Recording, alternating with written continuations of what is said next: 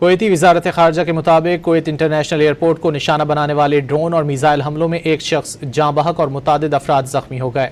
وزارت خارجہ نے اپنے بیان میں ایران کو شدید تنقید کا نشانہ بنایا۔ بیلسٹک میزائلوں اور ڈرونز حملوں کو شہری اور اہم تنصیبات کو نشانہ بنانے کی کارروائی کا حصہ قرار دے دیا۔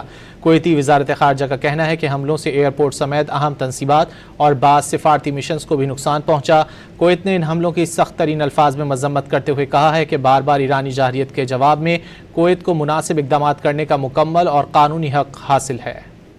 کویتی وزارت خارجہ کے مطابق کویت انٹرنیشنل ایئرپورٹ کو نشانہ بنانے والے ڈرون اور میزائل حملوں میں ایک شخص جاں بحق اور متعدد افراد زخمی ہو گئے۔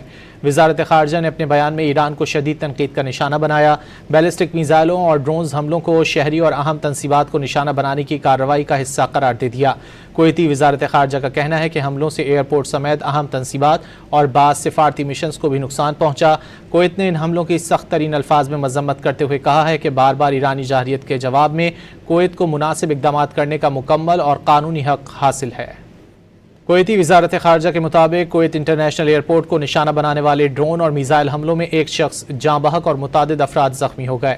وزارت خارجہ نے اپنے بیان میں ایران کو شدید تنقید کا نشانہ بنایا۔ بیلسٹک میزائلوں اور ڈرونز حملوں کو شہری اور اہم تنصیبات کو نشانہ بنانے کی کارروائی کا حصہ قرار دے دیا۔ کویتی وزارت خارجہ کا کہنا ہے کہ حملوں سے ایئرپورٹ سمیت اہم تنصیبات اور بعض سفارتی مشنز کو بھی نقصان پہنچا۔ کویت نے ان حملوں کی سخت ترین الفاظ میں مذمت کرتے ہوئے کہا ہے کہ بار بار ایرانی جارحیت کے جواب میں کویت کو مناسب اقدامات کرنے کا مکمل اور قانونی حق حاصل ہے۔ کویتی وزارت خارجہ کے مطابق کویت انٹرنیشنل ایئرپورٹ کو نشانہ بنانے والے ڈرون اور میزائل حملوں میں ایک شخص جاں بحق اور متعدد افراد زخمی ہو گئے۔ وزارت خارجہ نے اپنے بیان میں ایران کو شدید تنقید کا نشانہ بنایا۔ بیلسٹک میزائلوں اور ڈرونز حملوں کو شہری اور اہم تنصیبات کو نشانہ بنانے کی کارروائی کا حصہ قرار دے دیا۔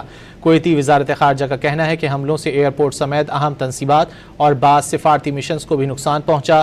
کویت نے ان حملوں کی سخت ترین الفاظ میں مذمت کرتے ہوئے کہا ہے کہ بار بار ایرانی جارحیت کے جواب میں کویت کو مناسب اقدامات کرنے کا مکمل اور قانونی حق حاصل ہے۔